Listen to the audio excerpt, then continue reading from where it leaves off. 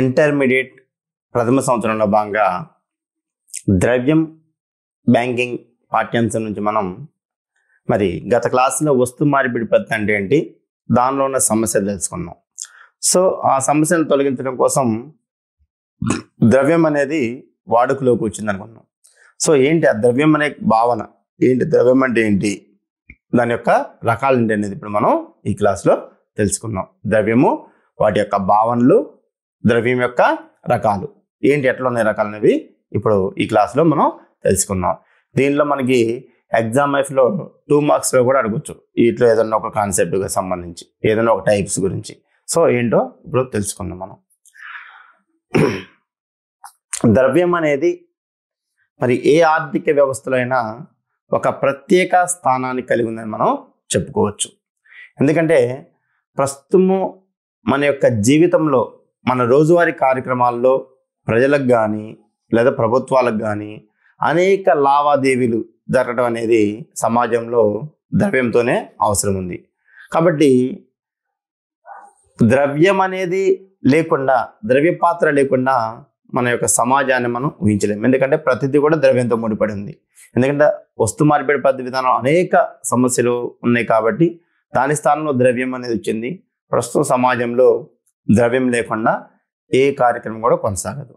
So కాబట్టి ఆ వస్తు మార్పిడి పద్ధతిలో ఉన్న ఇబ్బందులు తొలగించడం కోసమే ద్రవ్యం అనేది రావడం జరిగింది. అయితే ఈ యొక్క ద్రవ్యానికి సంబంధించిన భావనల గురించి తెలుసుకునేటప్పుడు అవి కొన్ని రకాల డిఫరెంట్ టైప్ ఆఫ్స్ ఉన్నాయి, వాటిలో కాన్సెప్ట్స్ ఉన్నాయి. అంటే మనం కరెన్సీ అంటాం, ద్రవ్యత్వం అంటాం, సమీప ద్రవ్యాలు, ఇట్లా అనేక రకాల పదాలు వస్తుంటాయి మనకి. సో ఏంటి ఆ యొక్క కాన్సెప్ట్ ఏంటి, ఆ భావనలు ఏంటి అనేది ఇప్పుడు మనం ఈ యొక్క క్లాస్లో తెలుసుకుంటాం. మనం అంటే ద్రవ్యం, కరెన్సీ అంటే ఏంటి, ద్రవ్యత్వం అంటే ఏంటి, సమీప ద్రవ్యం అంటే ఇవన్నీ కూడా మనం ఇప్పుడు తెలుసుకున్నాం. సో ఈ యొక్క కాన్సెప్ట్స్ అంటే మనీ కాన్సెప్ట్, ద్రవ్య భావనలు, అందులో భాగంగా ఒకటి మనకి కరెన్సీ అంటే తెలుసుకున్నాం. ఏంటిది కరెన్సీ? కేంద్ర ప్రభుత్వము, కేంద్ర బ్యాంకులచే ముద్రించబడి ఆర్థిక వ్యవస్థలో చలామణిలోకి వచ్చిన నాణ్యాలు, పేపర్ నోట్లను మనం కరెన్సీ అంటున్నాం. ఈ కరెన్సీ అనేది ద్రవ్యంలో ఒక భాగం మాత్రమే. అయితే ఈ కరెన్సీతో పాటు ఇంకా డిమాండ్ డిపాజిట్లు అంటే డీడీస్, టైం డిపాజిట్లు కూడా ద్రవ్యంలో భాగంగా ఉంటాయి అన్నమాట. సో మనం ప్రధానంగా కరెన్సీ అంటే ఏంటంటే మన యొక్క దేశంలో, మన భారతదేశం సంబంధించి కేంద్ర ప్రభుత్వము, కేంద్ర బ్యాంక్ అంటే మనం రిజర్వ్ బ్యాంక్ అంటున్నాం, reserve bank of India. So వీటి చేత ముద్రించబడి ఆర్థిక వ్యవస్థలో చలామణిలో ఉన్న నాణ్యాలు, పేపర్ నోట్లను మనం కరెన్సీ అంటాం. ఫర్ ఎగ్జాంపుల్ ఇది కరెన్సీ, ఇది 5 రూపాయల కాయను, చూడండి ఇక్కడ 5 రూపీస్ కాయన్ ఇది. సో ఇది నాణ్యము. ఇది ఎవరు ముద్రిస్తున్నారు మనకి అంటే కేంద్ర ప్రభుత్వానికి సంబంధించి ఉంటుంది. అదేవిధంగా పేపర్ నోట్లు, ఇది ఇప్పుడు మనం 10 రూపాయల నోట్, ఇక్కడ చూడండి ఇక్కడ 10 రూపీస్ నోట్, ఇది కాగితం అంటే పేపర్ నోటు. సో వీటిని మనం కరెన్సీ అంటున్నాం. మనం వీటిని అంటే ఆర్థిక వ్యవస్థలో కేంద్ర బ్యాంకు అంటే మనకిప్పుడు 2 రూపాయల కంటే పైన అన్ని కూడా నోట్లను రిజర్వ్ బ్యాంక్ ఆఫ్ ఇండియా ముద్రిస్తుంది. 5, 10, 20 రూపాయల నోటు ఇవన్నీ కూడా. సో అది కేంద్ర బ్యాంక్ ముద్రిస్తుంది. కేంద్ర ఆర్థిక శాఖ ఆధ్వర్యంలో రూపాయి నోట్లను, దానికంటే చిల్లర నాణ్యాలను ముద్రిస్తుంది అనమాట. అందుకే కేంద్ర ప్రభుత్వము, కేంద్ర బ్యాంకులచే ముద్రించబడి ఆర్థిక వ్యవస్థలో చలామణిలో ఉన్న ఏదైతే ఉన్నాయో నాణ్యాలు కానీ, ఈ పేపర్ నోట్లు కానీ, వీటిని కరెన్సీ అంటాం మనం. ఇది ద్రవ్యంలో ఒక భాగంగా మనం చెప్పుకుంటాం. అయితే ఏంటి, కేవలం ఇవే కాకుండా ఈ కరెన్సీలో బ్యాంకుల్లో మనకి డీడీలు తీస్తాం, డిమాండ్ డిపాజిట్స్ అని, అంటే డీడీలు చేస్తాం ఏదైనా ఫీజు సంబంధించి. అదేవిధంగా టైం డిపాజిట్ తీసుకుంటాం, కాలపరిమితి డిపాజిట్లు, ఇవన్నీ కూడా ద్రవ్యంలో ఒక భాగంగా ఉంటాయి అనమాట. సో ఇలాంటిని కరెన్సీ అంటాం మనం. ఎగ్జామ్లో మనకి 2 మార్క్స్ అడిగితే ఇది రాయాల్సి ఉంటుంది కరెన్సీ అంటే. ఇంకా రెండోది ద్రవ్యత్వం, లిక్విడిటీ. ఏంటి ద్రవ్యత్వం అంటే ఏదైనా ఒక ఆస్తిని సులభంగా తక్కువ కాల వ్యవధిలో ద్రవ్యంగా మార్చగలిగే గుణాన్ని మనం ద్రవ్యత్వం అంటారనమాట. అంటే ఏదైనా ఒక ఆస్తిని తక్కువ టైంలో ద్రవ్య రూపంలోకి మార్చడానికి అవకాశం ఉన్న ఏదైతే ఉందో ఆస్తి దాని ద్రవ్యత్వం ఉంది అంటాం. అయితే ప్రత్యక్ష వినిమయ మాధ్యంగా పనిచేయగల సామర్థ్యము ఆస్తికి ఉండడాన్ని ద్రవ్యత్వం కూడా మనం చెప్పుకోవచ్చు అనమాట. అయితే ఈ యొక్క ద్రవ్యత్వం అనేది పూర్తిగా ఎవరికి ఉందంటే మనం ప్రస్తుతం ఉపయోగిస్తున్న కరెన్సీకి మాత్రమే పూర్తి స్థాయిలో ద్రవ్యత్వం ఉంటుంది. ఫర్ ఎగ్జాంపుల్, ఒక భవనం ఉంది.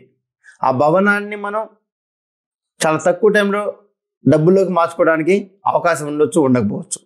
అవకాశం ఉందనుకో దానికి ద్రవ్యత్వం ఉందంటాను. అవకాశం లేదనుకో దానికి ద్రవ్యత్వం తక్కువ ఉందంటాను మనం. అంటే ఏంది, ఈజీగా తక్కువ వ్యవధిలో ఒక ఆస్తి అంటే మనకి భవనం అనేది ఒక ఆస్తి, ఒక ఇల్లు ఆస్తి.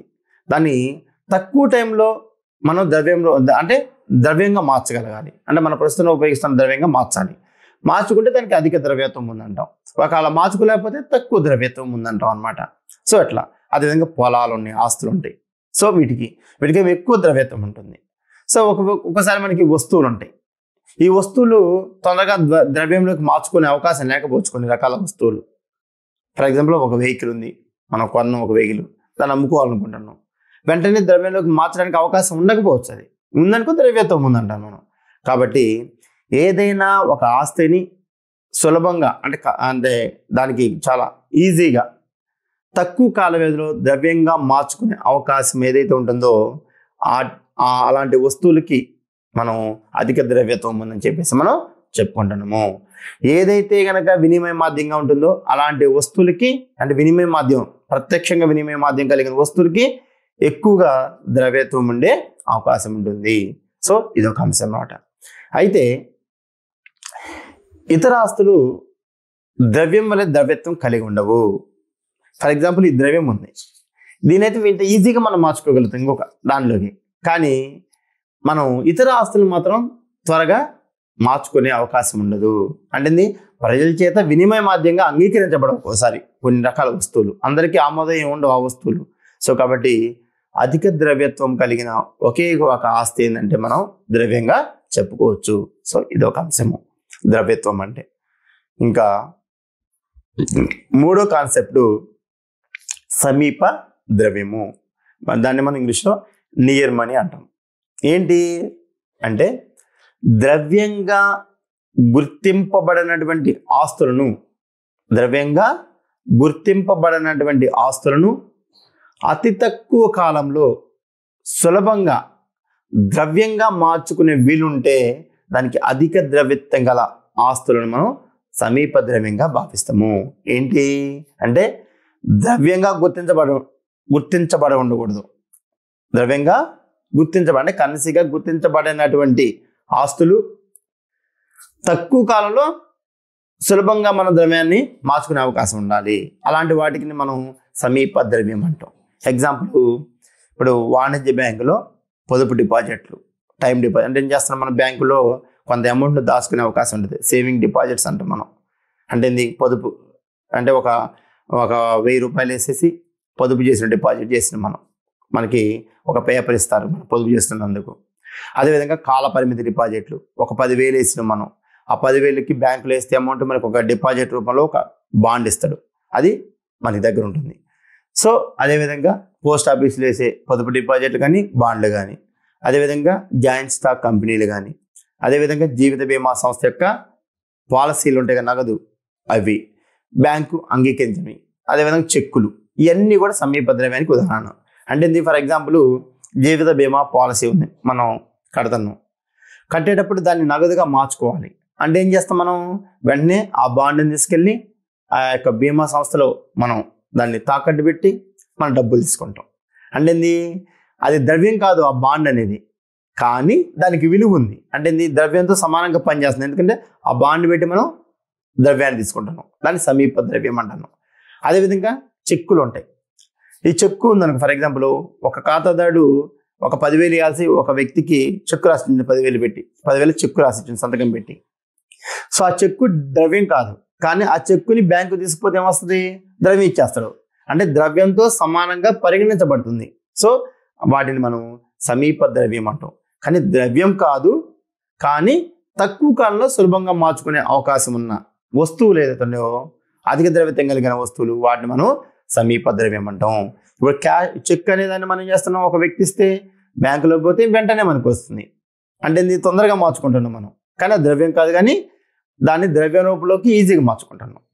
అదేవిధంగా ఇందాక చెప్పినట్టు జీవిత బీమా పాలసీలు కడుతున్నాం మనం, ఇన్సూరెన్స్ పాలసీలు. ఆ బాండ్ ఉంటుంది, మనకి డబ్బులు అవసరం ఉందనుకోండి, ఆ బాండ్ని మనం బీమా సంస్థలో మళ్ళీ తాకట్టు పెట్టి మనం డబ్బులు తీసుకునే అవకాశం ఉంటుంది. సో అంటే ఇది మార్చుకోవడానికి డబ్బు నగదుగా. సో ఇట్లా అదేవిధంగా పోస్ట్ ఆఫీస్లో మనం టైం డిపాజిట్, కాల పరిమితి డిపాజిట్లు వేసినాం. ఏం చేసినాం మనం, బ్యాంకులో ఒక 3 సంవత్సరాలకి ఒక 10,000 రూపాయలు డిపాజిట్ చేసినాం, ఒక బాండ్ పేపర్ ఇస్తారు. కానీ మనం 3 సంవత్సరాలు కాకుండానే మనకి మధ్యలో 1 సంవత్సరం తర్వాత అవసరం ఉందనుకోండి, ఆ యొక్క టైం డిపాజిట్ మన బ్యాంకులో పెడితే మన డబ్బులు మనకు వచ్చేస్తాయి. అంటే ఏంది, ద్రవ్యం కాదు, కానీ అతి తక్కువ కాలంలో ఆ యొక్క బాండుల్ని లేదా ఆ పాలసీలని ఆ చెక్కుల్ని ద్రవ్యంగా మార్చుకునే అవకాశం ఉంటుంది. అంటే ద్రవ్యత్వం ఎక్కువ ఉందన్నమాట అది. సో ఆ ద్రవ్యత్వం గల ఆస్తులు మనము సమీప ద్రవ్యము అంటున్నాము, సమీప ద్రవ్యము అంటారనమాట. ద్రవ్యం కాదు, కానీ తేలికగా తొందరగా మనం ద్రవ్యంలోకి మార్చుకునే ఆస్తులు. ఎగ్జాంపుల్ మనం చెప్పుకున్నట్టు ఇక్కడ పొదుపు డిపాజిట్లు, టైం డిపాజిట్లు, ఏదైనా జీవిత బీమా సంస్థ యొక్క పాలసీలు, చెక్కులు. కాబట్టి ఈ ఆస్తులు అనేవి ద్రవ్యానికి సమీప ప్రత్యామ్నాయాలుగా ఉంటాయి అన్నమాట. కాబట్టి వీటిని సమీప ద్రవ్యము లేదా క్వాజీ ద్రవ్యం అని చెప్పేసి మనం చెప్పుకుంటాం. ఇట్లా మనం ద్రవ్య భావాన్ని మనం ఇట్లా 3 రకాలుగా చెప్పుకున్నాం అనమాట. ఓకే, కరెన్సీ, ద్రవ్యత్వము, సమీప ద్రవ్యము. ఇంక ఇప్పుడు మనం ద్రవ్యం రకాలు అంటే మనం ఉపయోగిస్తున్న ద్రవ్యము ఎన్ని రకాలుగా ఉంటుందని ఇప్పుడు మనం చూద్దాం. సో ఏంటి ఆ ద్రవ్య రకాల్లో? నెంబర్ 1, ఒకటి వస్తు ద్రవ్యము, ప్రాతినిధ్య ద్రవ్యము. వస్తు ద్రవ్యము, ప్రాతినిధ్య ద్రవ్యము అంటే కమాడిటీ మనీ, తర్వాత రిప్రజెంటేటివ్ మనీ. ఏంటి వస్తు ద్రవ్యము అంటే, వస్తు ద్రవ్యంలో లోహ నాణ్యాలు ఉంటాయి. వస్తు ద్రవ్యంలో లోహ నాణ్యాలు ఉంటాయి.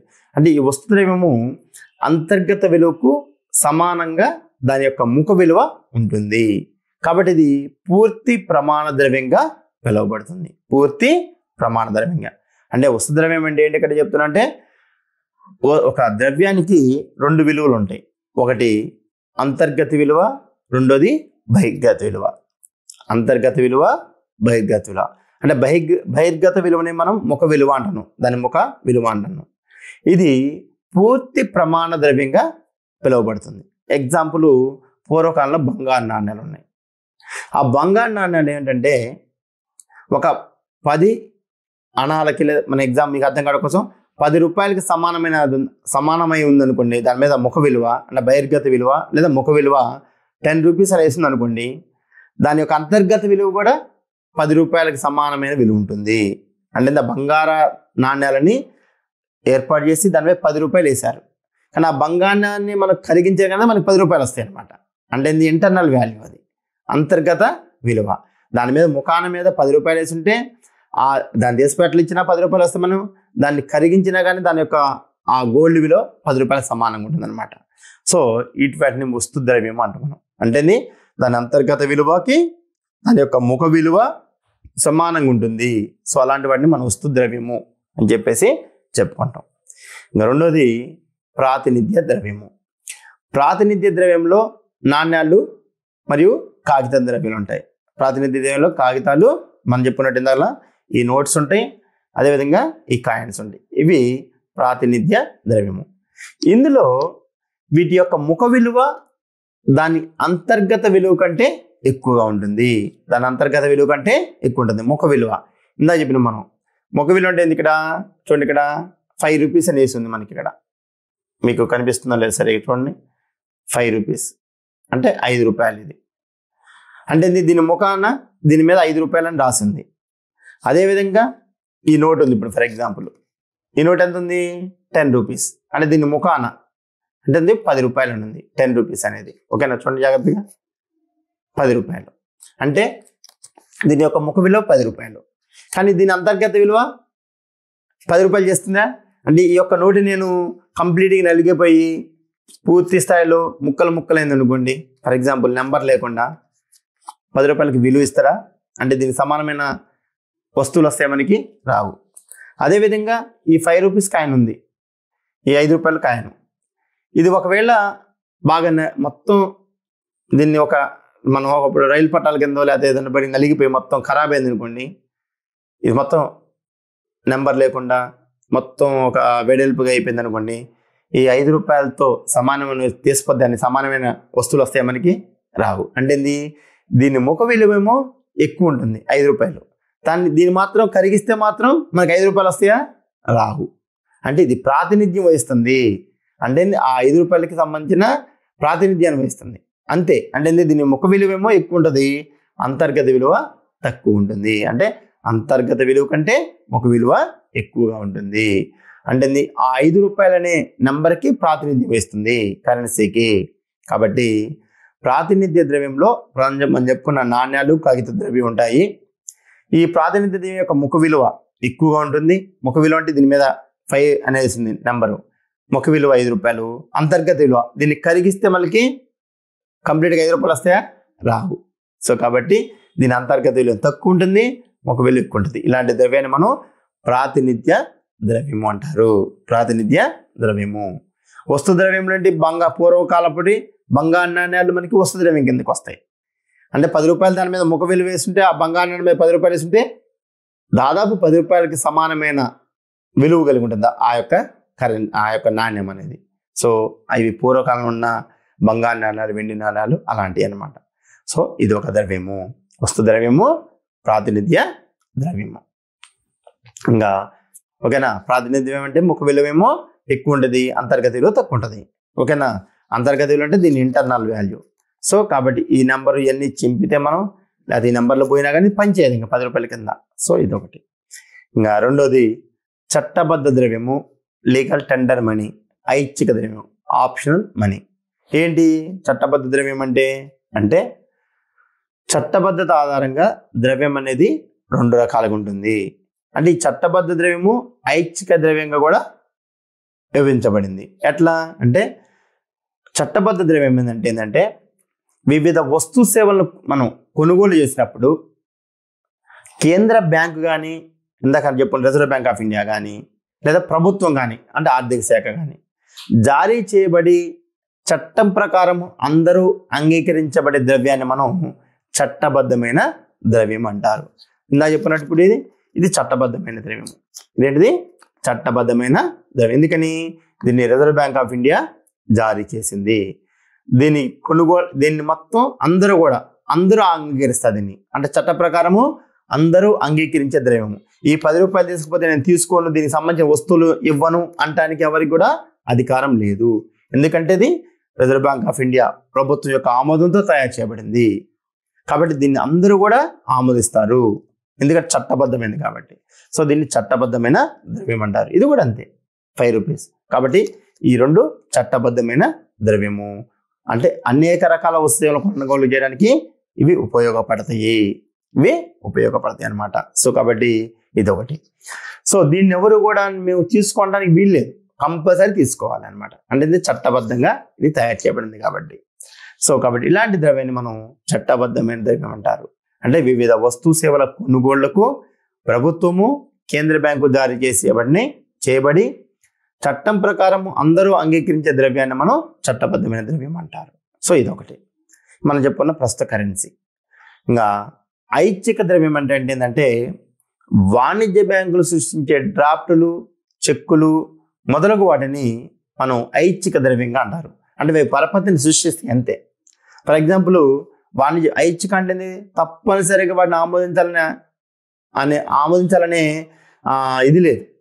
వాటి అవతల వినియోగదారుడు కానీ, లేదా కొనుగోలుదారుడు కానీ, లేదా ఒక ఖాతాదారుడు కానీ వాటిని ఆమోదించవచ్చు, ఆమోదించకపోవచ్చు అనమాట, తన ఇష్టం. ఐచ్ఛిక అంటే తప్పనిసరి కాదు అనమాట, ఆప్షనల్ అంతే. అతను తీసుకోవచ్చు, అవతల వ్యక్తి తీసుకోపోవచ్చు. ఫర్ ఎగ్జాంపుల్ ఒక వ్యక్తి ఉన్నాడు, ఒక షాప్కి వెళ్ళిన తర్వాత ఒక 5,000 రూపాయల సరుకుని పర్చేజ్ చేసినప్పుడు అతనికి చెక్కు రాసి ఇచ్చాను అనుకోండి. నేను ఫర్ ఎగ్జాంపుల్ 5,000 రూపాయలకు సంబంధించి అమౌంట్ చెక్కు రాసి ఇచ్చాను అనుకోండి. ఆ చెక్కు అతను తప్పనిసరిగా స్వీకరించాలని నియమం లేదు. నాకు వద్దండి చెక్కు, క్యాష్ ఇవ్వాలంటే మనం అతను ఏం చేయలేము.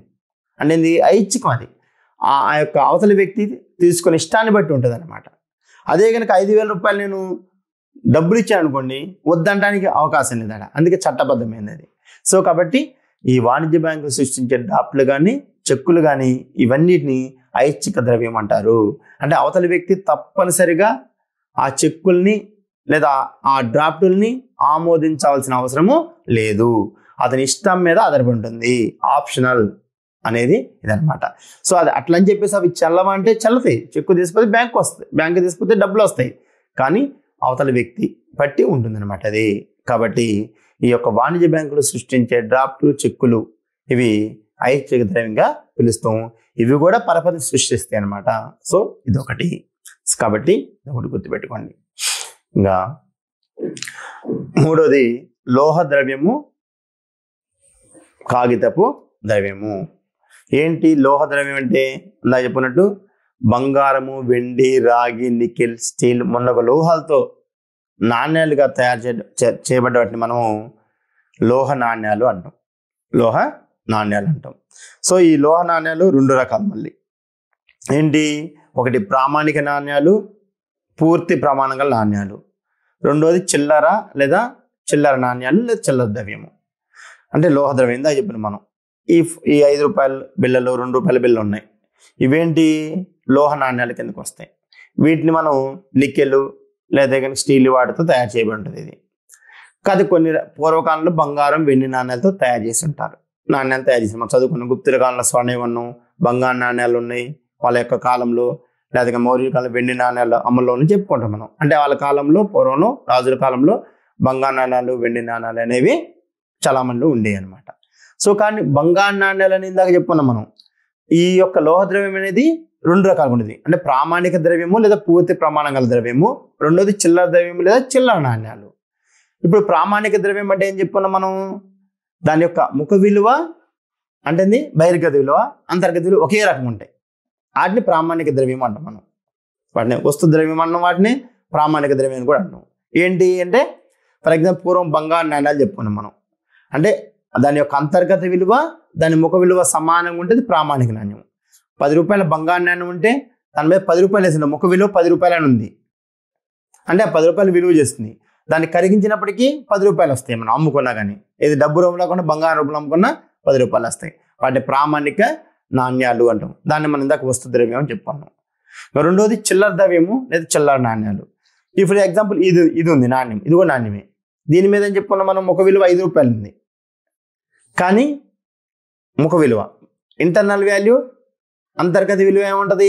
5 రూపాయలు ఉండదు. దీన్ని కరిగిస్తే మనకి 5 రూపాయలు రావు. ఇది కరిగించిననుకో ఈ నికెల్, స్టీలు వచ్చిందనుకో ఆ ముద్ద తీసుకుపోయి నాకు 5 రూపాయల వస్తువు అంటే 5 రూపాయలు ఇవ్వరు. ఎందుకంటే దీని యొక్క ముఖ విలువ ఏమి ఎక్కువ ఉంటుంది అంటే బహిర్గత విలువ, అంతర్గత విలువ ఉండదు. సో ఇవి లోహ ద్రవ్యంలో 2 రకాలు అనమాట. ఓకేనా? ప్రామాణిక ద్రవ్యము, చిల్లర ద్రవ్యము. ఇంకా రెండోది కాగితపు ద్రవ్యం.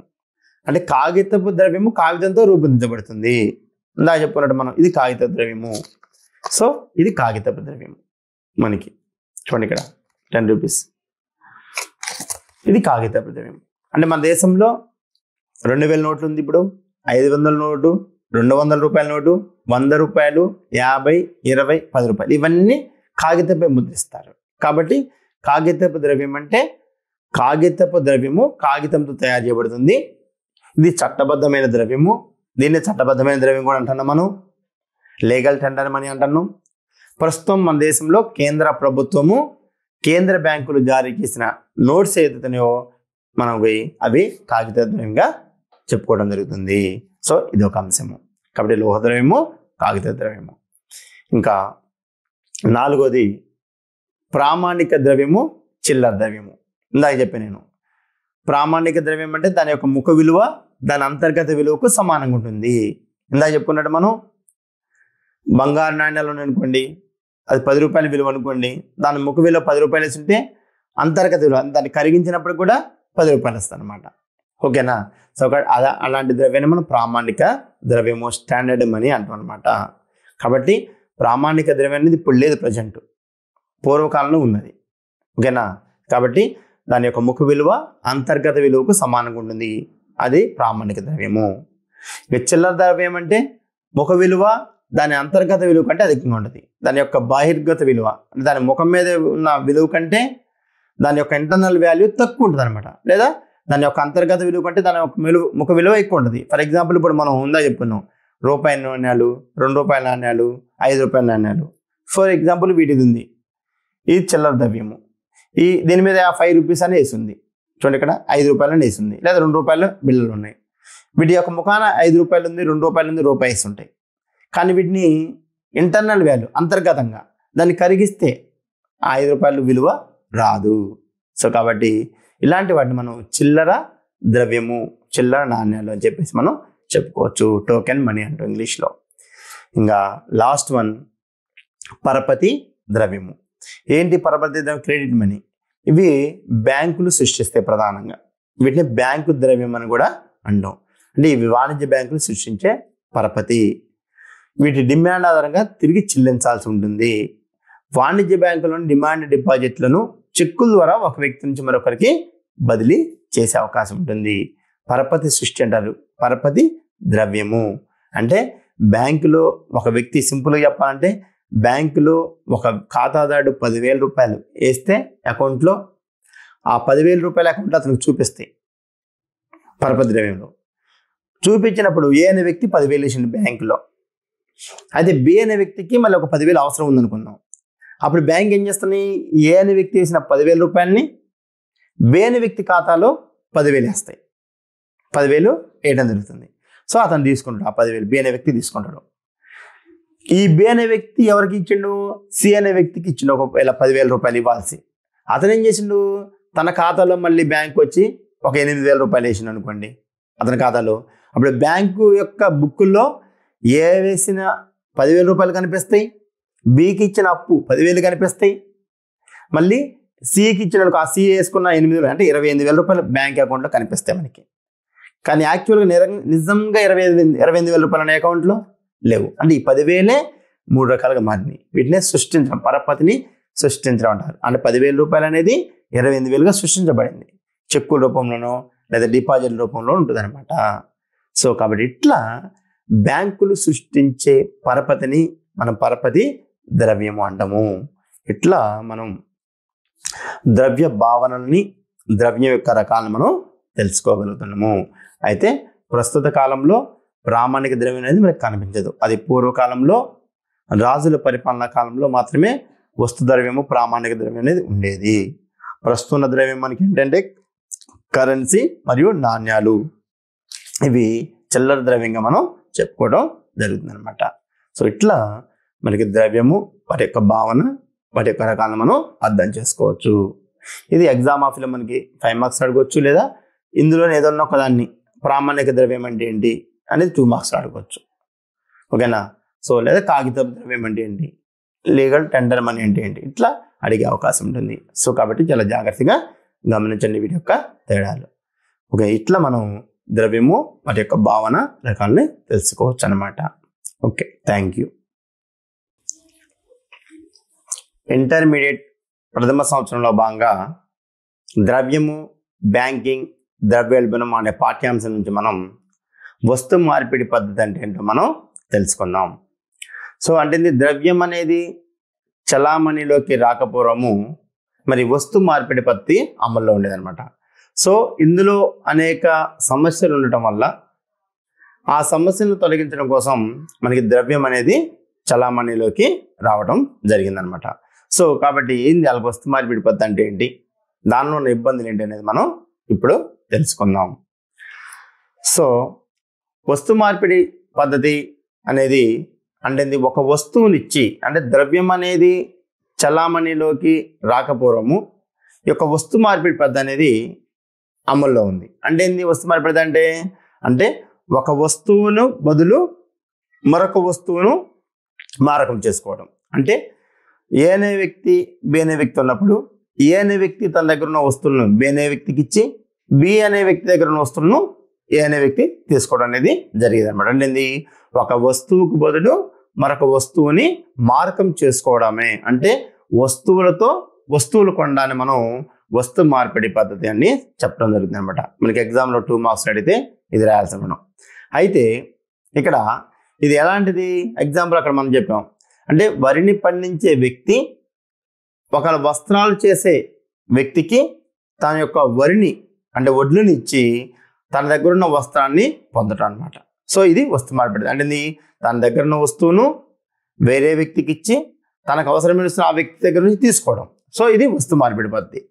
సో ఈ వస్తు మార్పిడి పద్ధతిలో అనేక సమస్యలు ఉండటంతో మనకి ద్రవ్యం అనేది చలామణిలోకి రావడం జరిగింది. అయితే వస్తు మార్పిడి పద్ధతి అనంతరము మరి జంతువుల్ని ద్రవ్యంగా భావించడం అనేది ప్రధానంగా జరిగేది మొదట్లో. అంటే ఎన్ని ఇళ్లలో తమ గృహాల్లో ఎన్ని పశువులు, ఆవులు కానీ మేకలు కానీ ఇట్లా ఏవి ఎక్కువ ఉంటే అంత ఆస్తిపరులుగా, అంత ద్రవ్యంని కలిగి ఉన్న వ్యక్తులుగా భావించడం జరిగేది. సో ఆ జంతువులునే ద్రవ్యంగా భావించేవాళ్ళు. ఆ తర్వాత కాలంలో రెండవ దశలో మరి బంగారము, వెండి ఇలాంటి నాణ్యాలు, ఈ నాణ్యాలు ద్రవ్యంగా చలామణిలోకి రావడం జరిగింది. ఆ తర్వాత ప్రస్తుతం ఉన్న ద్రవ్యం, మనం ప్రజెంట్ ఉపయోగిస్తున్న ద్రవ్యము, లోహ ద్రవ్యం, కాగిత ఇలాంటివి ప్రస్తుతం వాడుకలోకి వచ్చినాయి అనమాట. సో ఎందుకు వచ్చినాయి ఇవన్నీ అంటే ఈ వస్తు మార్పిడి పద్ధతిలో కొన్ని సమస్యలు ఉండడం వల్ల ఆ సమస్యల్ని పరిష్కరించే మార్గంలో భాగంగా ద్రవ్యం అనేది చలామణిలోకి రావడం జరిగిందనమాట. సో ఏంటి వస్తు మార్పిడి పద్ధతిలో ఉన్న సమస్యలు ఏంటి మనం తెలుసుకుందాం. ఎందుకంటే మనకి ఎగ్జామ్లో వస్తు మార్పిడి పద్ధతి అంటే ఏంటి, దానిలో ఉన్న సమస్యలు ఏంటనే క్వశ్చన్ అడిగే అవకాశం ఉంటుంది అనమాట. సో ఏంటి అందులో భాగంగా నెంబర్ 1 అంటే ఈ వస్తు మార్పిడి పద్ధతిలో ఉన్న సమస్యలు ఏంటి అంటే అందులో ఒకటి నెంబర్ 1 కోరికల మధ్య సమన్వయం లోపించడం. అంటే కోరికలు పరస్పర సమన్వయ లోపము. అంటే ఇక్కడ ఇద్దరి కోరికలు పరస్పరం సమన్వయం కాకపోతే మరి వస్తు మార్పిడి పద్ధతి అనేది అమల్లో ఉండదు, జరగదు. అంటే వస్తు మార్పిడి విధానంలో మారకానికి అమ్మకందారుడు ఇవ్వజూపిన వస్తువులను మరి అమ్మకందారుడు తీసుకోవడానికి ఇష్టపడాలి. అంటే ఇక్కడ కొనుగోలు అమ్మకందారుడి మధ్య వస్తు మార్పిడి జరగాలి అంటే వాళ్ళిద్దరి కోరికలు కూడా సమన్వయంగా ఉండాలన్నమాట. అంటే ఈ అమ్మకందారుడు ఈ కొనుగోలుదారు యొక్క కోరికలు కనుక సమన్వయం కాకపోతే మరి ఇక్కడ వస్తు మార్పిడి అనేది జరగదు. కాబట్టి ఇది ఒక సమస్య అనమాట. కోరికల మధ్య, అమ్మకందారుడు కొనుగోలుదారు మధ్య కోరికల్లో సమన్వయం కనుక లేకపోయినట్లయితే ఇక్కడ మరి మార్పిడి అనేది జరగడానికి అవకాశం ఉండదు. ఇది ఒక సమస్య. అంటే ఎగ్జాంపుల్ మనకి ఇచ్చిన ఒక ఎగ్జాంపుల్ ఏంటి, ఒక అమ్మకందారుడు ఉండు, అతని దగ్గర ఒక మేక ఉంది అనుకుందాం మనం. అతని దగ్గర ఒక మేక ఉంది. సో దాన్ని ఏం చేయాలి, మరి వాటికి మేక ఉంది, అతనికి ఏం కావాలి, బియ్యం అవసరం ఉంది. సో కాబట్టి ఆ మేకనిచ్చి బియ్యాన్ని వినిమయం చేసుకోవాలి. అంటే బియ్యం తీసుకోవాలి మేకనిచ్చి, అంటే వినిమయం జరగాలి బియ్యానికి ఇక్కడ మేకకి. అదే సమయంలో మరి కొనుగోలుదారుడు ఎవరైతే ఉండో ఆ కొనుగోలుదారుడు బియ్యాన్ని కలిగి ఉండడంతో పాటు, అంటే ఈ మేకను కొనాలనుకున్నప్పుడు ఆ కొనుగోలుదారుడు అతనికి బియ్యాన్ని కలిగి ఉండాలి, ఆ బియ్యంతో ఆ మేకను తీసుకునేడానికి సిద్ధంగా ఉండాలన్నమాట. అంటే ఇక్కడ బియ్యాన్ని అమ్మే వ్యక్తి అనుకుందాం మనం, మేకని ఒక అమ్మే వ్యక్తి, ఇతను ఈ మేకని బియ్యానికి, అదేవిధంగా ఈ బియ్యానికి మేకను తీసుకోవడానికి వీళ్ళిద్దరి మధ్య కోరికల సమన్వయం ఉండాలి. అంటే నాకు మేకను కావాలనే కోరిక ఉండాలి, అవతలి వ్యక్తికి బియ్యాన్ని కలిగి ఉండాలని కోరిక ఉండాలి. అప్పుడు మాత్రమే ఇక్కడ వస్తు మార్పిడి విధి అనేది జరుగుతుంది.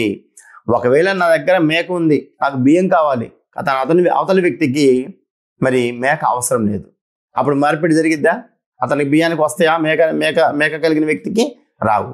సో అదేవిధంగా ఒకవేళ బియ్యం కలిగిన వ్యక్తి ఉండు, అతనికి మేకను కావాలని కోరిక ఉంది. సో ఆ బియ్యాన్ని అతనికి ఇచ్చి మేకను తీసుకోవాలంటే మేక కలిగిన వ్యక్తి బియ్యాన్ని తీసుకునే కోరిక కలిగి ఉండాలి.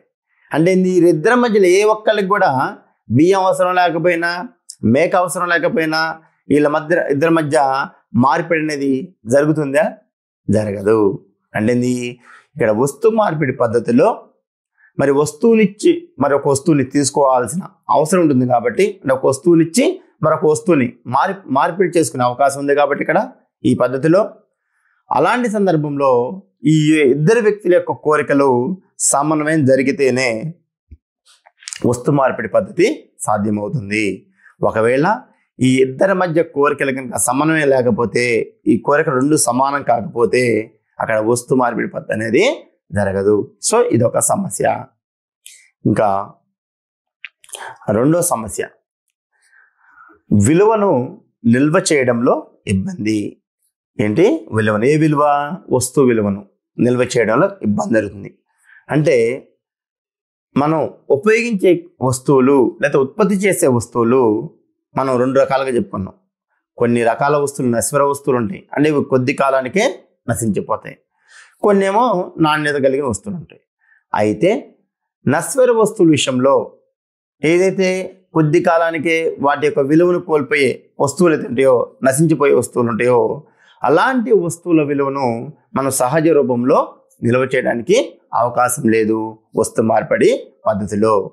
ఏంటి? ఫర్ ఎగ్జాంపుల్, ఒక రైతు ఉన్నాడు. ఒక రైతు అతను టమాటాలే పండించింది అనుకుందాం. టమాటాలు పండిస్తాడు. ఆ టమాటాలు మొత్తాన్ని అతను నిల్వ చేసుకునే అవకాశం ఉందే సంవత్సరం మొత్తం? అంటే కొన్ని రోజుల తర్వాత ఏమవుతుంది, ఆ టమాటాలు కుళ్ళిపోవడము, లేకపోతే కనుక కొంత పురుగు పడడము, లేదా మెత్తపట్టడం, కొంత నాశనం అయిపోయే అవకాశం ఉంది. అంటే వాటిని కొన్ని రోజుల పాటు మాత్రమే ఉంచగలుగుతారు, కొద్ది కాలమే. అంటే నెలల తరబడి ఉంచగలుగుతారా? ఆ టమాటాలని ఉంచలేడు. సో అలా టమాటాలు పండించిన వ్యక్తి తన యొక్క సంవత్సరం మొత్తం కూడా తనకు కావాల్సిన వస్తువులు కొనాలంటే ఈ టమాటాలను మార్పిడి చేసుకోవాల్సిన అవసరం ఉంటుంది. మరి ఈ టమాటాల యొక్క విలువ మనం నిల్వ చేసి అతని కాలానికి అంటే అనుగుణంగా మార్పిడి చేసుకొని మరి ఇతర వస్తువులు పొందడానికి అవకాశం ఉంటుంది, వీటిలో ఉండదు. అంటే కొన్ని రకాల వస్తువులు నశ్వర వస్తువులు ఉంటాయి కాబట్టి వాటి విలువ కొద్ది కాలానికే నశించిపోతుంది. కాబట్టి అలాంటి వస్తువులతో తన సంవత్సరం మొత్తం కూడా తనకు కావాల్సిన వస్తువుల్ని మార్పిడి చేసుకోవడానికి ఇక్కడ అవకాశము ఉండదు. మరి అలాంటి సందర్భంలో ఈ యొక్క వ్యక్తి యొక్క, ఈ టమాటాలు పండించిన వ్యక్తి యొక్క కోరికలు ఎలా తీర్చుకోగలుగుతాడు? అంటే తీర్చుకోలేని పరిస్థితి ఉంటుంది. కాబట్టి ఇక్కడ వస్తువుని నిల్వ చేయడంలో ఇబ్బంది ఉంది. కాబట్టి వస్తు మార్పిడి పద్ధతి అనేది మరి వినిమయం జరగడంలో కొంత లోపభూయిష్టంగా ఉందని చెప్పేసి మనం చెప్పుకోవచ్చు. సో కాబట్టి ఇది ఒక అంశము. అదేవిధంగా పూలు ఉన్నాయి, అదేవిధంగా పాలు ఉన్నాయి. పాలు కూడా మనం నిల్వ చేయగలుగుతాం, ఎక్కువ రోజులు నిల్వ చేయలేము. అవి అవి ఆ యొక్క పాలను ఎక్కువ రోజులు ఉంచినా కానీ, లేదా ఫ్రూట్స్ని పళ్ళని ఎక్కువ రోజులు ఉంచినా కానీ అవి వాటి యొక్క విలువ నశించిపోతుంది. సో ఆ ఫ్రూట్స్ని కానీ, ఆ పాలని కానీ, లేదా కూరగాయలను కానీ పండించిన వ్యక్తి తన యొక్క సంవత్సరం మొత్తం తన కోరికలు అంటే తీర్చుకోవాలంటే ఈ వస్తువుని ఇచ్చిపుచ్చుకోవడం అనేది కష్టమవుతుంది. వాటి యొక్క విలువని కాపాడలేడు. కాబట్టి ఇది ఒక సమస్య ఉంది. సో కాబట్టి ఈ యొక్క విలువను చేయడంలో సమస్య ఉంది. కాబట్టి ద్రవ్యం అనేది వాడుకలోకి రావడం అనేది జరిగిందనమాట. సో ఇది ఒక అంశము. ఇంకా మూడోది వస్తువుల అవిభాజ్యత. ఏంటి వస్తువుల అవిభాజ్యత అంటే? విభజించడానికి వీలు లేకపోవడం. వస్తువు యొక్క పరిమాణము, విలువ ఆధారంగా ఒక వస్తువును చిన్న చిన్న భాగాలుగా విభజించడము, లేదా ఒక యూనిట్ లేదా చాలా యూనిట్లను మరొక వస్తువులతో మార్పు చేయడం అనేది అవసరం అవుతుంది. కానీ అన్ని రకాల వస్తువులను విభజించడానికి వీలు పడదు. అంటే మనం వస్తువులను విభజించడానికి అవకాశం ఉన్నప్పుడు వస్తు మార్పిడి పద్ధతి ద్వారా ఇరువురి మధ్య వస్తు మార్పిడి జరిగి వాళ్ళ యొక్క కోరికలు తీర్చుకోవడానికి, అవసరాలు తీర్చుకోవడానికి అవకాశం ఉంటుంది. కానీ కొన్ని సందర్భాలలో కొన్ని రకాల వస్తువులు మనం విభజించడానికి వీలు ఉండదు. మరి అలాంటి సందర్భాల్లో మరి వస్తు మార్పిడి సాధ్యం అనేది కాదు.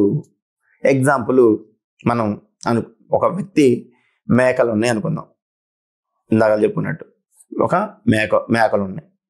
సో ఒక వ్యక్తి దగ్గర, ఏ అనే వ్యక్తి దగ్గర మేక ఉంది, బి అనే వ్యక్తి దగ్గర బియ్యం ఉన్నాయి అనుకుందాం మనం. సో ఇప్పుడు ఏమైంది, ఇక్కడికి బియ్యం ఉన్న వ్యక్తికి మాంసం తినాలని కోరిక ఉంది. మరి ఇప్పుడు అతను కొన్ని బియ్యం ఇచ్చేసి ఆ మాంసాన్ని, ఆ మేకలోంచి ఒక 2 కేజీల మాంసాన్ని సుమారుగా కొద్ది భాగాన్ని తీసివ్వగలుగుతారా? అంటే ఈ బియ్యానికి సరిపోను మాంసాన్ని మేక నుంచి తీసి ఇవ్వగలుగుతారా? ఇవ్వలేడు. ఎందుకని? ఆ మేక యొక్క మాంసాన్ని కొంచెం కనుక మనం తీసేస్తే అది చచ్చిపోయే అవకాశం ఉంది. అది కొన్ని రోజుల పాటు ఉండదు. దాని యొక్క విలువ కూడా నిల్వ చేయలేము. దాన్ని విలువ కోల్పోతుంది. సో కాబట్టి ఈ బి అనే వ్యక్తి దగ్గర బియ్యాన్ని ఇచ్చి అతని దగ్గర ఉన్న మేకలోని మాంసాన్ని తీసుకునే అవకాశం ఉందా ఇక్కడ? వస్తు మార్పిడి పద్ధతిలో అవకాశం లేదు. ఎందుకంటే ఆ మేకను మనం విడగొట్టలేము, విభజించలేము, ముక్కలు ముక్కలుగా, యూనిట్లుగా, చిన్న చిన్న భాగాలుగా చేయలేము. చేస్తే అది చనిపోతుంది, దాని విలువ కూడా ఎక్కువ నిల్వ చేయలేము. సో కాబట్టి వస్తువుల అవిభాజ్యత అంటే విభజించడానికి వీలు లేని వస్తువుల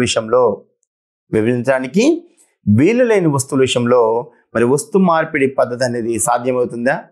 సాధ్యము కాదు. కాబట్టి అది సాధ్యం కాదు కాబట్టి ద్రవ్యమాన్ని వాడుకలోకి తీసుకురావడం అనేది ప్రధానంగా జరిగిందనమాట. సో ఇది ఒక అంశము, ఇదొక ఇబ్బంది వస్తు మార్పిడి పద్ధతిలో. ఒకటేమో కోరికల మధ్య సమన్వయం లేకపోతే వస్తు మార్పిడి పద్ధతి జరగదు. రెండోదేమో వస్తువు యొక్క విలువను నిల్వ చేయడంలో ఇబ్బంది ఉంటుంది కాబట్టి వస్తు మార్పిడి పద్ధతి చాలా సమస్యలు కలిగి ఉంది. మూడోది వస్తువులు విభజించడానికి వీలు లేకపోతే అంటే అవిభాజ్యతగా ఉన్నట్టయితే వాటిని కూడా మనం అంటే మార్పిడి అనేది జరగదు. ఇదొక అంశము. ఇంకా నాలుగోది విలువను నిర్ణయించే కొలమానం లేకపోవడం. ఏంటి? వస్తువు యొక్క విలువను నిర్ణయించే కొలమానం లేకపోవడం. ఏంటి అంటే వస్తు మార్పిడి విధానంలో వస్తువుల యొక్క విలువను ఖచ్చితంగా కొలవడానికి ఒక మాపనం లేదు, అంటే కొలమానం లేదు. అంటే ఒక వస్తువులను ఇతర వస్తువులతో నిర్ణయించడానికి సాధ్యపడితేనే మార్పిడి సాధ్యమవుతుంది, లేకపోతే వస్తు మార్పిడి సాధ్యమైద్దా? కాదు. ఏంటి? ఫర్ ఎగ్జాంపుల్, ఒక వ్యక్తి దగ్గర బియ్యం ఉన్నాయి, ఒక వ్యక్తి దగ్గర కందిపప్పు ఉంది, లేదా ఒక వ్యక్తి దగ్గర కూరగాయలు ఉన్నాయి. మరి ఇప్పుడు ఇతనికి కొంత భాగం సుమారుగా ఒక 2 కేజీల బియ్యానికి ఎంత కందిపప్పు ఇవ్వాలి అనేది ఎట్లా విలువ కొలుస్తాం? అంటే ఒక కేజీ ఒక మానిక లేదా అనుకుంటే ఒక మానిక కందిపప్పు ఈక్వల్ టు ఎంత బియ్యము అనేది మనం నిర్ణయించగలుగుతామా? నిర్ణయించలేము. సో ఒకవేళ మనం 1 కేజీయో లేదా కనుక ఒక సుమారుగా ఒక మానిక కందిపప్పుకి 2 మానికల బియ్యం అని చెప్పేసి మనం భావించాలనుకోండి, అది బియ్యంతో సాధ్యమైంది. ఒకవేళ కందిపప్పు బదులు కందిపప్పుకి బియ్యం కాకుండా కూరగాయలు తీసుకోవాల్సి వచ్చింది అనుకోండి, ఎన్ని కూరగాయలు ఇవ్వాలి, దీని విలువ ఎంత, ఈ కందిపప్పు విలువ ఎంత అనేది కొలవడం సాధ్యమైద్దా? అంటే సాధ్యం కాదు. అంటే ఈ యొక్క ద్రవ్యం అనేది లేకపోయినట్లయితే ఒక వస్తువు విలువను మరొక వస్తువు విలువతో కొలవడం అనేది సాధ్యం కాదు. 1 కేజీ కందిపప్పుకి లేదా ఒక మానిక ఒక తవెడు కందిపప్పుకి ఎంత బియ్యం వేయాలి అన్నప్పుడు ఒక కందిపప్పుకి ఎంత బియ్యం వేయాలి, 1 కేజీ కందిపప్పుకి ఎన్ని కేజీల టమాటాలు ఇవ్వాలి, 1 కేజీ కందిపప్పుకి మరి ఎన్ని కేజీల పెసలు ఇవ్వాలి, లేదా ఎన్ని లీటర్ల పాలు ఇవ్వాలి అనేది పెద్ద లిస్టు తయారు చేసుకోవాల్సి ఉంటుంది. అంటే 1 కేజీ కందిపప్పు ఇస్తే ఆ కేజీ కందిపప్పుకి ఎన్ని రకాల వస్తువులు ఉన్నాయో అన్ని రకాల వస్తువులు ఎంత అని మనం లిస్టులు పెట్టాలి. అంటే పెట్టాల్సినప్పుడు మనకి పెద్ద లిస్టు తయారైంది, జాబితా తయారైంది, దీని విలువ దీనికి, దీని విలువని తయారు చేయడంలో. సో కాబట్టి ఇక్కడ వస్తు మార్పిడి పద్ధతిలో ఒక వస్తువు యొక్క విలువను మనం అంచనా వేయడం అనేది సాధ్యం కాదు. అంటే ఒక వస్తువుకి మరొక వస్తువుని ఎంత పరిమాణం ఇవ్వాలి అనేది కరెక్ట్గా లెక్కించడం సాధ్యం కాదు. సాధ్యం కానప్పుడు ఇద్దరి మధ్య మరి మార్పిడి సాధ్యమైద్దా? వస్తు మార్పిడి సాధ్యం కాదు. అంటే మారకం స్టార్ట్ అయిద్దా? వస్తు వినిమయం జరుగుతుందా? జరగదు. సో అలా చేయాలంటే మనం చేసి ప్రతి వస్తువుకి ఎన్ని వస్తువులు అనే ఒక లిస్టును తయారు చేసుకునే పరిస్థితి వస్తుంది. అప్పుడు పెద్ద లిస్ట్ అవుతుంది, ఒక చాటబారం అంతా, అంటే ఒక పెద్ద చాంతాడంత లిస్టు తయారవుతుంది. అవన్నీ చూసుకుంటే మనం మార్పిడి చేసుకోవాల్సిన పరిస్థితి ఉంటుంది. సో కాబట్టి ఇక్కడ వస్తువు యొక్క విలువను నిర్ణయించే కొలమానం లేకపోవడం వల్ల ఇరువురి మధ్య మారకం అనేది అంటే వస్తు మార్పిడి అనేది చాలా కష్టంతో కూడి పని ఉంటుంది. కాబట్టి ఇది ఒక లోపం ఉంది, ఇబ్బంది ఉంది వస్తు మార్పిడి పద్ధతిలో. ఇంకా 5వ అంశము వాయిదా చెల్లింపుల్లో ఇబ్బంది. ఏంటి వాయిదా చెల్లింపులు అంటే ఏంది? భవిష్యత్ కాలంలో చెల్లించడం. వస్తు మార్పిడి పద్ధతిలో ప్రస్తుత వ్యవహారాలకు భవిష్యత్ చెల్లింపులు సాధ్యం కావు. ఎందుకంటే భవిష్యత్ వినిమయంలో ఇబ్బందులు ఏర్పడతాయి. ఎగ్జాంపుల్ ఏంటి? ఇక్కడ మేక ప్రస్తుత విలువ ఆధారంగా ఒక మేక బదులుగా నిర్ణీత పరిమాణంలో బియ్యాన్ని గనక మనం ఇవ్వాలి భవిష్యత్తులో అనే అంగీకారం కుదిరితే ఆ భవిష్యత్తులో ఆ మేక విలువ తగ్గొచ్చు లేదా పెరగవచ్చు. ఏంటి ఇక్కడ? ఫర్ ఎగ్జాంపుల్ ద్రవ్యం అనేది లేకపోతే వాయిదా చెల్లింపులు ఇబ్బంది అవుతుంది, అంటే భవిష్యత్ కాలంలో చెల్లింపులకి కష్టమవుతుంది. ఎట్లా అంటే ఫర్ ఎగ్జాంపుల్ ఇక్కడ మనం చెప్పుకున్నాం, ఒక మేక ఈక్వల్ టు ఒక 2 బ్యాగుల రైస్ అనుకుందాం, 2 బ్యాగుల బియ్యం అనుకుందాం ఇప్పుడు ప్రజెంట్. అంటే ఒక మేకని కనుక నువ్వు ఒక మేక పొందాలంటే నువ్వు నా దగ్గర నుంచి మేకని ఒక 2 బ్యాగుల బియ్యం ఇవ్వాలి అనేది మనం పెట్టుకున్నాం అనుకోండి. ఆ రోజు మాట్లాడుకునే సందర్భంలో ఆ మేక విలువ ఈక్వల్ టు 2 బ్యాగుల రైస్. మనం అనుకుంటున్నాం తన మేకని భవిష్యత్తులో ఇద్దాం, ఇప్పుడు నా దగ్గర లేదు తర్వాత ఇద్దాం అనుకుంటున్నా. అలాంటి సందర్భం భవిష్యత్తులో ఈ మేకకి మరి 2 బ్యాగులు కావచ్చు విలువ, లేదా 3 బ్యాగులు కావచ్చు, లేదా 1 బ్యాగ్ కూడా కావచ్చు. అంటే మేక విలువ తగ్గొచ్చు పెరగచ్చు. సో కాబట్టి ఇలా మార్పుడు ఇట్లా విలువలో మార్పు వచ్చినప్పుడు ఇక్కడ ఇచ్చిన వాడికి పుచ్చుకున్న వాడి మధ్య కొన్ని భేదాభిప్రాయాలు వచ్చే అవకాశం ఉంటుంది, అంటే కొంత నష్టపోయే అవకాశం ఉంటుంది. కాబట్టి భవిష్యత్తులో చెల్లింపులు జరగాలంటే వస్తు మార్పిడి పద్ధతి అనేది సాధ్యం కాదు. సో సాధ్యం కాదన్నమాట. ఎందుకంటే వాటి యొక్క వస్తువుల విలువలు పెరగవచ్చు తగ్గొచ్చు. కాబట్టి భవిష్యత్ చెల్లింపులకి ప్రమాణకంగా ఇది ఉండదు వస్తు మార్పిడి పద్ధతి.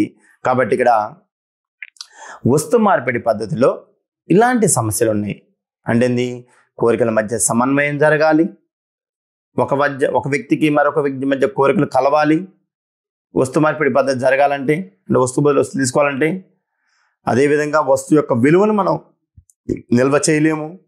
అంటే ఆ రైతు ఏదైనా చెప్పుకుని టమాటాలు పండిస్తే అతను తనకు కావాల్సిన వస్తువులు పొందలేకపోతే వాటిని నిల్వ చేసుకొని భవిష్యత్తులో తనకు కావాల్సిన వస్తువులు పొందడానికి అవకాశం లేదు. సో కాబట్టి అదేవిధంగా వస్తు మార్పిడి పద్ధతి జరిగేటప్పుడు ఒక వస్తువుకు మరొక వస్తువు ఎంత పరిమాణం అనేదానికి ఒక కొలమానం కూడా లేకపోవడం అనేది మరి ఇందులో పెద్ద సమస్య. అదేవిధంగా భవిష్యత్తులో ఎలాంటి చెల్లింపులు జరగాలి, ఎట్లా చెల్లించాలి, మరి తాను తీసుకున్న ప్రస్తుత వస్తువుకి భవిష్యత్తులో ఎలా చెల్లింపులు చేయాలి అనేది ఒక పద్ధతి అనేది ఉండదు. కాబట్టి ఇలాంటి సమస్యలు ఉండటం వల్ల మరి వస్తు మార్పిడి పద్ధతి అనేది చాలా సమస్యలతో కూడి ఉండటం వల్ల దాని స్థానంలో మరి ద్రవ్యం అనేది చలామణిలోకి రావడం జరిగింది. సో ద్రవ్యం అనేది రావడం ఏమైంది, ఇప్పుడు మనం కోరికల మధ్య సమన్వయం లేవు. ఫర్ ఎగ్జాంపుల్ ద్రవ్యం అనేది చలామణిలోకి వచ్చింది అనుకోండి, ఏమవుతుంది? తన దగ్గర ఉన్న మేకని మార్కెట్లోకి ఒక 5,000కి అమ్మితే ఆ 5,000 రూపాయలతో ద్రవ్యంతో తనకు కావాల్సిన బియ్యం ఎన్ని కేజీలు వస్తే అన్ని కేజీలు తీసుకోవచ్చు, అన్ని రకాల వస్తువులు తీసుకోవచ్చు. సో అంటే కోరిక కలవాల్సిన అవసరం లేదు. అంటే మార్కెట్లో దాన్ని అమ్మేసుకుంటాం ధరకి, ద్రవ్యానికి, ఆ డబ్బులు తీసుకొని మనం కొనుక్కేసుకుంటాం. అదేవిధంగా ఇందాక చెప్పుకున్నాం, మనం వస్తువులు నిల్వ చేయలేమన్నాం. టమాటా సీజన్ వచ్చింది, టమాటాలు పండిస్తున్నాం, ఒక రైతు ఏం చేస్తున్నాం, మార్కెట్లో తీసుకుపోయి అమ్ముకుంటాడు ధరకి, ద్రవ్యానికి. సో ఆ అమ్మినప్పుడు తనకు వచ్చిన అమౌంట్తో ఆ అమౌంట్ నిల్వ చేసుకునే అవకాశం ఉంది, అవునా కదా? ఏం చేస్తున్నాం, టమాటాలు నిల్వ చేయలేము, కానీ టమాటాలని ద్రవ్యం అనేది రావటం వల్ల ద్రవ్య రూపంలోకి మార్చుకొని ఆ ద్రవ్యాన్ని నిల్వ చేసుకుంటున్నాం మనం. సో ద్రవ్యం అనేది నిల్వ చేసిన ద్రవ్యం ఏమైనా ఖరాబ్ అవుతుందా? దాని యొక్క పుచ్చుపడుతుంది ద్రవ్యము లేదు. సో కాబట్టి కుళ్ళిపోద్ది ద్రవ్యము లేదు. కాబట్టి ఏం చేస్తాం మనం, ఆ టమాటా యొక్క విలువని ద్రవ్య రూపంలో దాచిపెట్టుకున్నాం. కాబట్టి ఆ ద్రవ్యంతో మన ఫ్యూచర్లో టమాటాలు కొనుక్కోవచ్చు, మాంసం కొనుక్కోవచ్చు, బియ్యం కొనుక్కోవచ్చు, రకరకాల వస్తువులు మనం తీసుకోవచ్చు, ఏది ద్రవ్యం అనేది ఉన్నట్లయితే. కాబట్టి ఇక్కడ కోరికల మధ్య సమన్వయం లేకపోయినా కానీ ద్రవ్యం ఉంటే మనం వస్తువులను తీసుకోవచ్చు. అదేవిధంగా వస్తువు యొక్క నిల్వను కూడా మనం కాపాడుకోవచ్చు ద్రవ్య రూపంలో. సో అదేవిధంగా ఇప్పుడు ఏం చేస్తున్నాం, మనకి ద్రవ్యం చాలా మంది రావడం వల్ల ఏ వస్తువుకి ఎంత దాని ధర నేస్తాం. బియ్యం కేజీ 40 రూపాయలు, టమాటా 10 రూపాయలు అని చెప్పేసి లిస్ట్ ఇస్తున్నాం. కాబట్టి వస్తు మార్పిడి పద్ధతిలో ఒక వస్తువుకి మరొక వస్తువుకి ఏది ఇవ్వాలనేది అవసరం లేదు ఇక్కడ. ఎందుకంటే దాని యొక్క ద్రవ్యం అనేది చలామణిలో రావడం వల్ల వస్తువుకి ధర ఏర్పడుతుంది. ధర ఏర్పడడంతో మనం ఏం చేస్తున్నాం, మనకు కావాల్సిన కేజీ టమాటా, లేదా కేజీ బియ్యము, లేదా కేజీ కందిపప్పు, ఇట్లా 1 లీటర్ పాలు కొనుక్కోగలుగుతున్నాం ధర ఉండటం వల్ల. అది ఎప్పుడు వచ్చింది, ద్రవ్యం అనేది చలామణిలో రావడం వల్ల. కాబట్టి ఇక్కడ పెద్ద లిస్టులు తయారు చేయాల్సిన అవసరం లేదు. 1 లీటర్ పాలకి ఎన్ని బియ్యం వేయాలి, లేదా 1 కేజీ కందిపప్పుకి ఎంత మాంసం వేయాలి అనేది అవసరం లేదు. ఎందుకంటే వాటి యొక్క ధరలు నిర్ణయించబడింది కాబట్టి ఇది ద్రవ్యం చలామణిలో రావడం వల్ల. అదేవిధంగా భవిష్యత్ చెల్లింపుల్లో కూడా ఇబ్బందులు ఉండవు. ఎందుకని ఒక మేక ప్రస్తుత విలువ అనేది మనం తీసుకున్నాం. ఫర్ ఎగ్జాంపుల్ ఒక రైస్ బ్యాగ్ తీసుకున్నాం 1000 రూపాయలు పెట్టి, ఒక రైస్ ఒక వ్యక్తి దగ్గర నుంచి తీసుకున్నాం, దాని ఖరీదు 1000 రూపాయలు అంటున్నాం. కాబట్టి మన మేక ఖరీదు 1000 ఉండొచ్చు, లేదా 2000 ఉండొచ్చు. కాబట్టి మనం మేక నమ్ముకునే తర్వాత అతనికి 1000 కమ్మినా 2000 కమ్మినా తనకి తర్వాత మనం 1000 రూపాయలు చెల్లిస్తున్నాం. అంటే ఆ బియ్యానికి తగిన ధరని మనం చెల్లిస్తున్నాం. కానీ భవిష్యత్ చెల్లింపులకు కూడా ఇబ్బంది లేదు, ద్రవ్యం అనేది చలామణిలోకి రావడం వల్ల. సో కాబట్టి వస్తు మార్పిడి పద్ధతిలో ఇలాంటి సమస్యలు ఉన్నాయి కాబట్టి ఆ సమస్యలను తొలగించడం కోసం మనకి ద్రవ్యం అనేది చలామణిలోకి వచ్చింది. సో కాబట్టి ఆ ద్రవ్యం అనేది చలామణిలోకి వచ్చిన తర్వాత ఇప్పుడు ఆర్థిక వ్యవస్థలో వస్తు వినిమయాలు అనేది లేదా మరి మారకం అనేది చాలా తేలిగ్గా ఉండడం అనేది జరుగుతుంది. సో ఇట్లా మనం వస్తు మార్పిడి పద్ధతిలో సమస్యలు ఉండడం వల్ల ద్రవ్యం అని చలామణిలోకి తీసుకురావడం అనేది జరిగింది. సో ఇట్లా మనకి ఎగ్జామ్లో వస్తు మార్పిడి పద్ధతి అంటే ఏంటి, దానిలో ఉన్న లోపాలు ఏంటి అనేది మనకి ఒక క్వశ్చన్గా ఉన్నప్పుడు ఈ అంశాలు రాయాల్సి ఉంటుంది. Okay, thank you.